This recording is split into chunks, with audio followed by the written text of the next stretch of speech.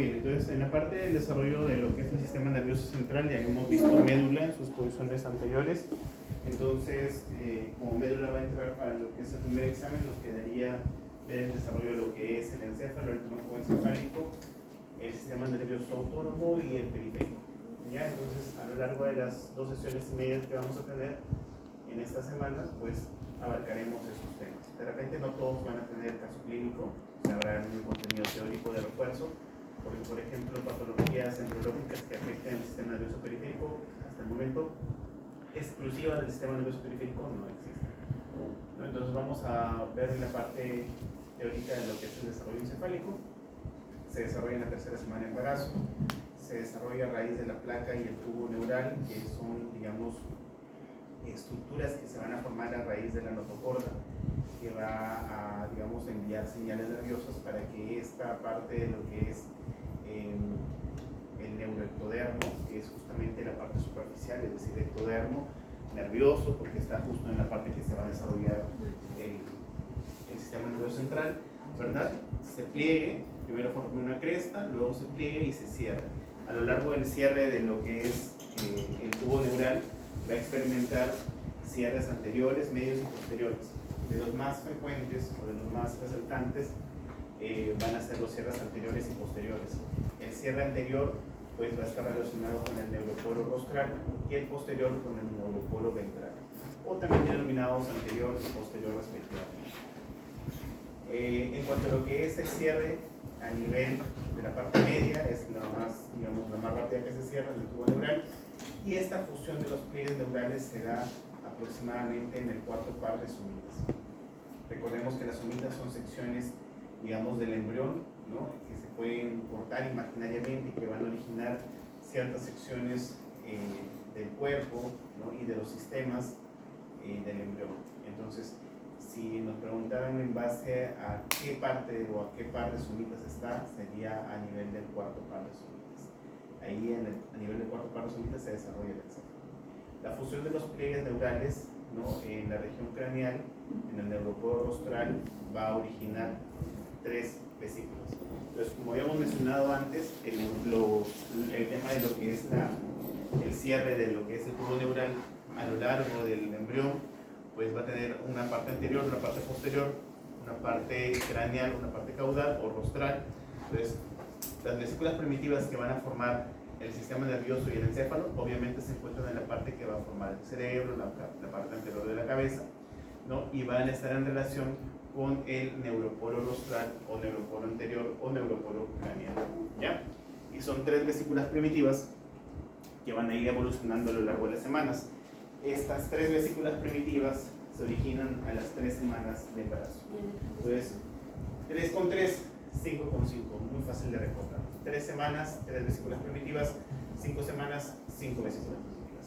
Las 3 vesículas primitivas o las vesículas primarias son el prosencéfalo, el mesencéfalo y el rombencéfalo. Existe una vesícula primitiva que sigue siendo primitiva hasta en nosotros mismos, seres adultos, ¿verdad? Que es de mesencéfalo. El mesencéfalo sigue siendo mesencéfalo, nosotros seguimos teniendo mesencéfalo, es una vesícula primitiva que permanece primitiva durante toda nuestra vida, ¿verdad? Y el prosencéfalo, por ejemplo, va a originar 2 vesículas secundarias, el tenencéfalo y el diencéfalo. Y a su vez también el rombencéfalo, que está en, digamos, en los límites superiores con la médula, va a originar lo que es el metencéfalo y el mielencéfalo. Cada una de estas estructuras secundarias a la 5ª semana en adelante van a originar cavidades y estructuras. Por ejemplo, los hemisferios cerebrales, ¿no? Van a estar o van a derivar del encéfalo. Estos hemisferios cerebrales, al momento de formarse, van a dejar un espacio dentro de ellos en donde va a circular líquido cefalorraquídeo. Recordemos que el líquido cefalorraquídeo pues, es una sustancia, ¿verdad?, que viaja por el sistema nervioso tratando de bañar las terminaciones nerviosas, ayudando en la sinapsis, en la transmisión de neurotransmisores, y obviamente estas cavidades a nivel de los hemisferios cerebrales se encuentran los ventrículos laterales. En el embrión son de gran tamaño porque la corteza cerebral aún no está en desarrollo o está desarrollándose muy pocamente porque recién está, digamos, formándose el cerebro, y es por eso que justamente en el embrión o en el feto no se ven como alas de mariposa, les llaman, ¿no? Porque son estructuras grandes, negras, anecogénicas, ¿verdad? Que están dentro de los hemisferios cerebrales. Entonces, ya sabemos de dónde derivan los hemisferios cerebrales, de dónde derivan los ventrículos laterales. El tálamo, el hipotálamo, todas las familias del epitálamo, todos los tálamos que queramos abarcar, y el tercer ventrículo, que también es parte de la desembocadura del líquido cefalorraquídeo, derivan del diencéfalo. El mesencéfalo sigue siendo el mesencéfalo, como les mencioné, pero tiene sí una cavidad que tenemos que recordar, que es el acueducto de Silvio. Finalmente, el metencéfalo originará la protuberancia del cerebelo y el mielencéfalo originará el bulbo raquídeo. Y obviamente cada una de estas estructuras últimas originará en la parte superior y la parte inferior del cuarto ventrículo, que sería, completando ventrículo lateral, tercer ventrículo, cuarto ventrículo, la trilogía de las desembocaduras del líquido cefalorraquídeo dentro del sistema nervioso central. Bien, entonces, y por debajo de ellos, pues obviamente va a estar la médula espinal. Entonces, de este cuadro se va a desprender mucho de las teorías y de las preguntas que podríamos tener en nuestro examen, ya sea teórico o práctico, porque, por ejemplo, nos pueden preguntar de dónde derivan los tálamos y nos tendrían que decir o especificar en qué semana o en qué tipo de vesícula, porque los tálamos, por ejemplo, derivan a la tercera semana de lo que es el prosencéfalo, pero a la quinta semana del diencéfalo. Ahora, también nos podrían preguntar en cuanto a las semanas, por ejemplo, de qué estructura deriva el tálamo a la tercera semana. Y a veces los estudiantes preguntan, ¿pero es vesícula primitiva o secundaria? Pues ya no van a preguntar eso, porque si estas las 3 semanas nos están hablando de vesículas primitivas, entonces estaríamos hablando que nos están preguntando o nos están afirmando que el tálamo deriva del prosencéfalo. Al igual, por ejemplo, preguntar de qué vesícula, no solamente vesícula, de qué vesícula deriva la protuberancia en la quinta semana, deriva del metencéfalo, y a la tercera del rhombencéfalo. Entonces, dicho eso y aclarando eso, vamos hacia el gráfico del embrión a las 5 semanas. A las 5 semanas el embrión deja de ser horizontal, por así decirlo, o vertical, y se transforma en una estructura plegada, la cual va, al momento de plegarse, va a originar curvaturas. Va a originar las curvaturas pontinas, las curvaturas cervical y la curvatura mesencefálica. La curvatura pontina va a originar o va a estar en base a lo que es el rhombencéfalo y la médula, pero en sentido contrario, o sea, anterior a la curvatura cervical, que va a separar el rhombencéfalo de la médula. Y la mesencefálica, por su, digamos, denominación, va a estar en la región del mesencéfalo. O sea, cada una de estas curvaturas que tiene el embrión va a separar las vesículas primitivas, ¿no? Acá estamos la curvatura mesencefálica, la curvatura pontina y la curvatura cervical. Entonces, cervical porque está en la parte, digamos, más estrecha que va a conectar la columna, la pontina porque está cerca del puente y la mesencefálica porque está cerca a la estructura llamada mesencéfalo. Solamente a manera de recuerdo, porque eso lo vamos a ver más adelante cuando son pares craneales. Los nervios de los pares craneales son estructuras que van a derivar, y está ahí esa figura que nos hace recordar, porque estas estructuras derivan, ¿no?, o salen del tronco encefálico. Este tronco encefálico pues está compuesto por estructuras ya sea del puente, la protuberancia, el bulbo raquídeo. Entonces, estas estructuras pues van a estar presentes, ¿no?, y van a originar a los pares craneales. El olfatorio, primer par craneal, el óptico, el oculomotor, el procrear, o también denominado, ¿se acuerdan? ¿Procrear? Autor común. No. Más o menos. ¿Por ahí? Sí. Patético.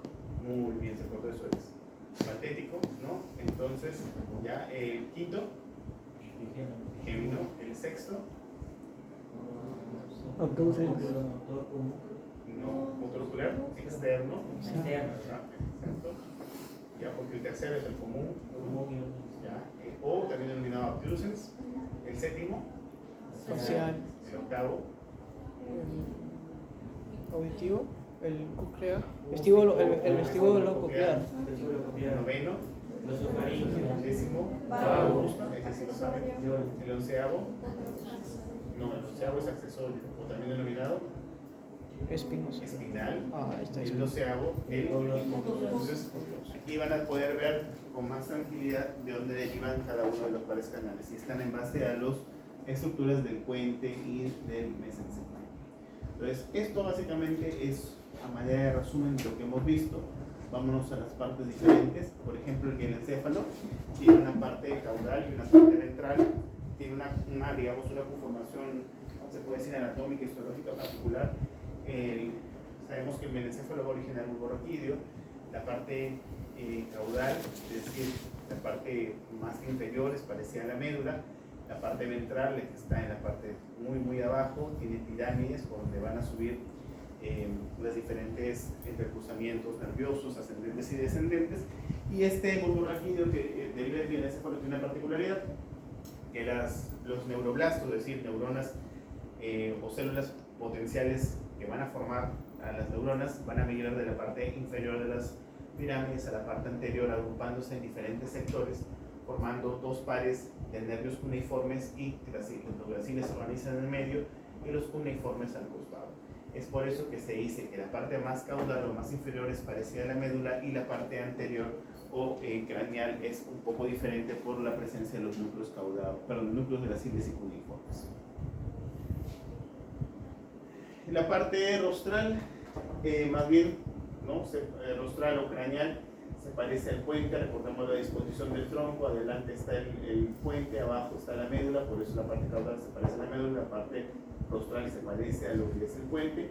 Albergan en su interior, abrazan lo que es el cuarto ventrículo, que es una estructura por donde circula el líquido cefalorraquídeo.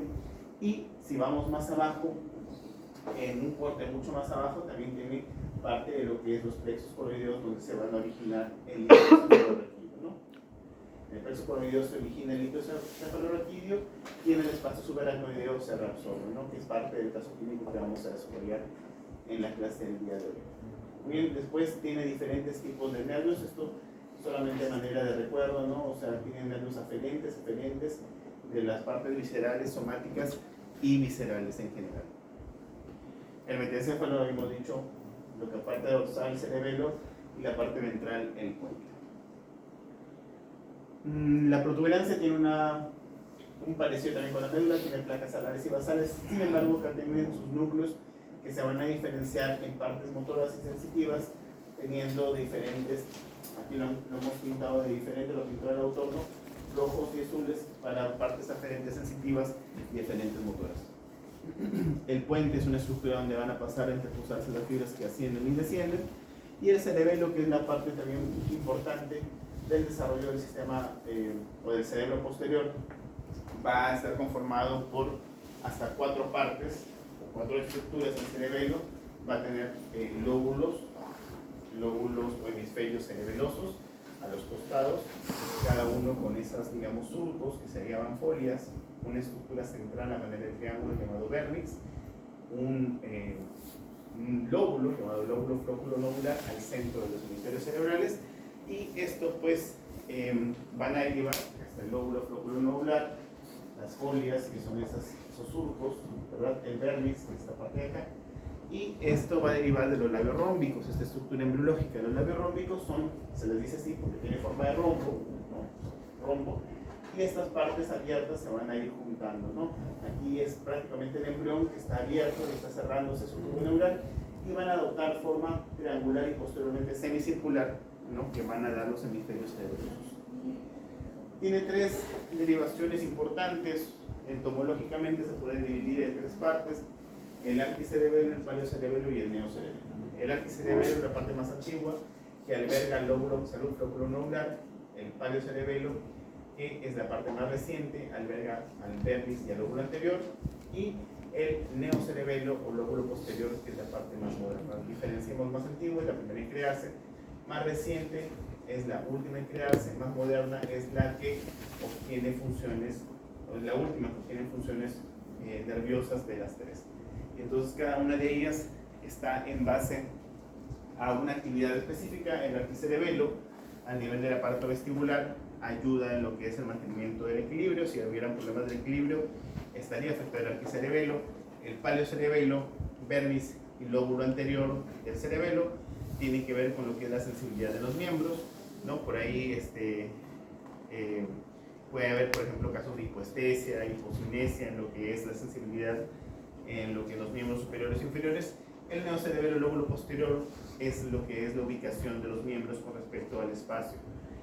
Para hacer, por ejemplo, pruebas del neocerebelo, a veces algunos tumores que albergan esta zona del cerebelo, muchos de los médicos antiguos, hoy en día no, porque hoy día básicamente todo se resume a exámenes diagnósticos auxiliares, hacían que el paciente camine en forma de estrella con los ojos cerrados. Eso es para ver el anticerebelo y a ver si se mareaba o se salía, digamos, de la línea que transitaba. Y en cuanto a lo que es el neocerebelo, ver si tenía coordinación estereotáctica, ¿no? Que es que, por ejemplo, ¿no? Tratar de tocar la punta de la nariz sin necesidad de ver que lo estás haciendo, ¿no? Eso conforma, digamos, que hay un arco reflejo entre el cerebelo y tus miembros superiores. Mesencéfalo, cerebro medio.